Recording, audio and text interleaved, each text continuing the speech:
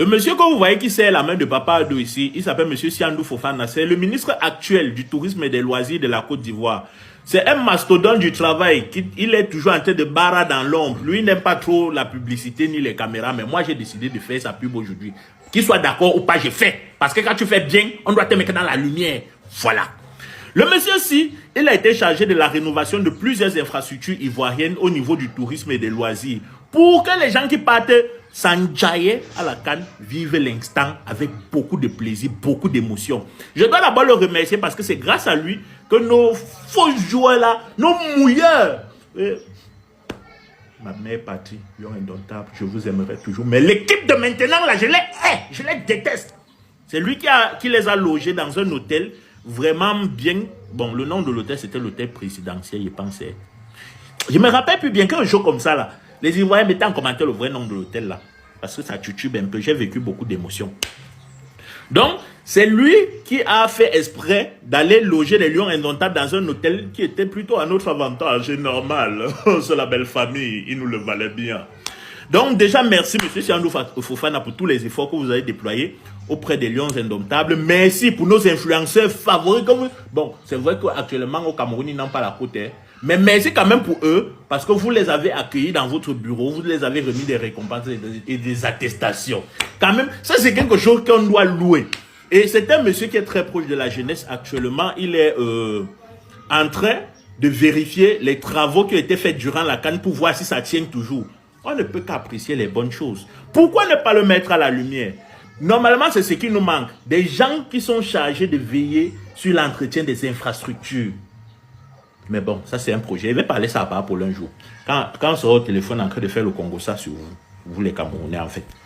Donc, monsieur Siandou Fofana, c'est lui, l'homme de la situation.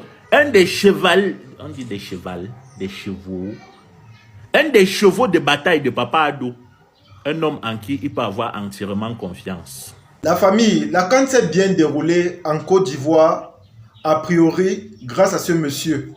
Et c'est la raison pour laquelle, aujourd'hui, je suis fier de faire sa publicité parce que, comme le frère Camerounais a dit, c'est un monsieur qui aime travailler dans l'ombre. C'est-à-dire quoi? C'est quelqu'un qui n'aime pas se faire voir ou encore, c'est quelqu'un qui n'aime pas se présenter aux yeux du public. Mais selon moi, quand quelque chose est bien fait, quand quelque chose réussit, quand quelque chose nous met en joie, c'est normal de faire la publicité de cette chose-là. Ce monsieur, je vous assure, tout au long de la CAN, son travail était exemplaire. Et jusqu'à aujourd'hui même, son travail est exemplaire. Je pense qu'il est déjà maire, si je ne me trompe pas. Moi, personnellement, j'étais fier de voir comment les étrangers s'amusaient, les étrangers découvraient, ou encore les étrangers étaient en joie. Parce que quand on voyait les Marocains, les Camerounais, les Sénégalais, les Nigérians, bref, tous ces gens étaient en joie. Tous ces gens étaient en joie parce que l'attraction touristique a commencé au niveau de l'aéroport. Je dis bien, l'attraction touristique lors de la CAN a commencé au niveau de l'aéroport. Ce n'est pas quelque chose qui était caché ou encore quelque chose qui était éloigné. Lorsque tu descendais de l'avion, directement, l'atmosphère que tu ressentais était quelque chose d'exceptionnel. Tu ressentais une atmosphère de joie ou encore une atmosphère de gaieté. Quand tu descendais, tu te sentais bien, tu sentais la différence, tu sentais que tu étais chez toi. Et tout ça, en priori, c'était grâce à ce monsieur. Comme j'ai dit, c'est quelqu'un qui travaille dans l'ombre, mais c'est quelqu'un qui faisait un travail acharné. Je dis bien un travail acharné. On n'a pas beaucoup parlé de lui, on n'a pas beaucoup fait les éloges de son mérite ou encore de ses œuvres, mais sachez que si la Côte d'Ivoire a eu une image assez positive et assez radieuse dans les yeux du monde entier, c'est grâce à ce monsieur. Parce qu'il a fait vraiment du bon travail, il a fourni des efforts qu'il fallait, il a fait son travail comme il le fallait. Et c'est la raison pour laquelle moi aujourd'hui, comme je vous ai dit, j'ai décidé de faire sa promotion. Vous savez, le problème que nous avons dans nos différents pays, c'est que parfois quand on donne l'argent ou encore quand on fixe un budget pour un travail précis, il y a des gens qui au lieu de travailler, ils se permettent plutôt de détourner cet argent-là. Et c'est pas bon. C'est pas bon parce que ce qu'ils ne savent pas, c'est que c'est l'image de leur pays qu'ils mettent en avant de la plus mauvaise des manières. Imaginez un peu que le budget qui avait été mis pour la rénovation des sites touristiques dans le but d'accueillir les étrangers étaient par exemple détournés ou encore utilisés à des fins personnelles. C'est qu'aujourd'hui, les étrangers qui sont tout le temps dans les clashs Côte d'Ivoire-Cameroun, je vous assure, c'est qu'ils sont en train de se moquer jusqu'à aujourd'hui. Et c'est que c'est l'image de la Côte d'Ivoire qui prend un coup.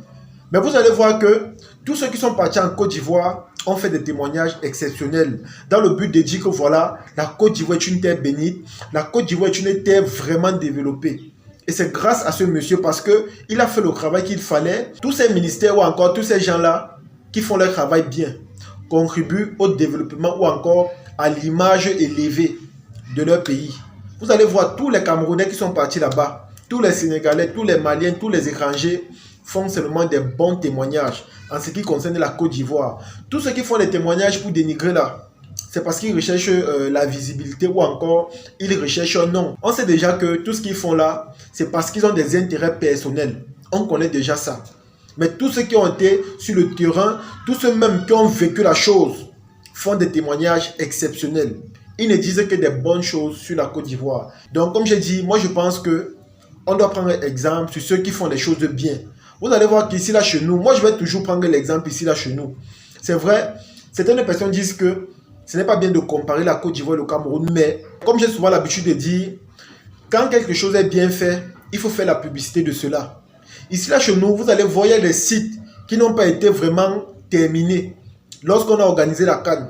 Tout ça pourquoi? Parce que le budget qui a été mis à la disposition de ces gens-là pour la réalisation de ces projets-là, ils ont fini par dilapider tout ça. Et c'est pas bon. Je pense que c'est une mentalité que nous devons changer. C'est une mentalité que nous devons, c'est-à-dire évacuer. C'est pas bon d'utiliser l'argent qui est mis pour des projets dans le but d'améliorer la condition de vie des populations à des buts ou encore à des fins personnelles.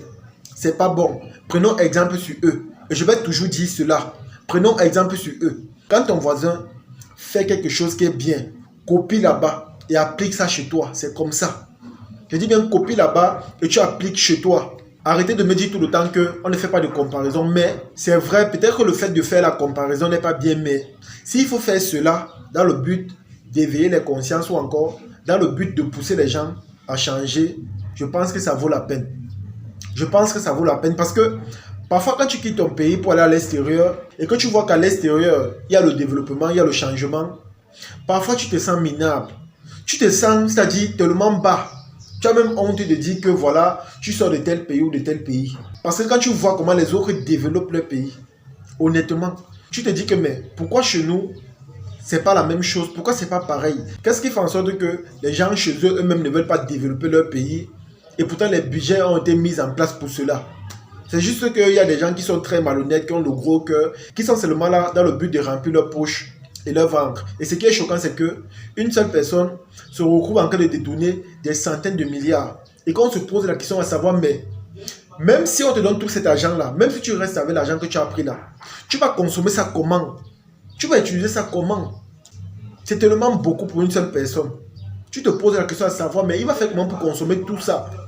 Même s'il dépense énormément d'argent tout au long de sa vie, ça ne pourra pas finir. Ça, c'est juste pour moi de la mauvaise foi ou encore le mauvais cœur. C'est tout. C'est tout. Parce qu'il y a un argent qui a été mis à la disposition d'une organisation dans le but d'améliorer ou encore de construire des infrastructures qui vont développer ou encore améliorer les conditions de vie de la population. Mais une personne prend tout ça et mange. C'est tellement méchant. En tout cas, comme j'ai dit, nous on va toujours encourager ce qui est bien. On va toujours féliciter ceux-là qui le méritent parce que le travail de ce monsieur a été perceptible, ça a été vu lors de la CAN. Et on ne peut être que fier de cela parce qu'il a fait les choses bien.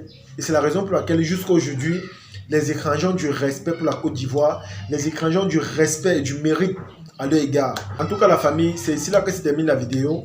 On espère juste qu'un jour, les choses vont changer parce que nous aussi, on souhaite aussi être bien, on souhaite également voir notre pays développer. En tout cas, c'est ici là que se termine la vidéo. Partagez et on se dit à la prochaine. Ciao.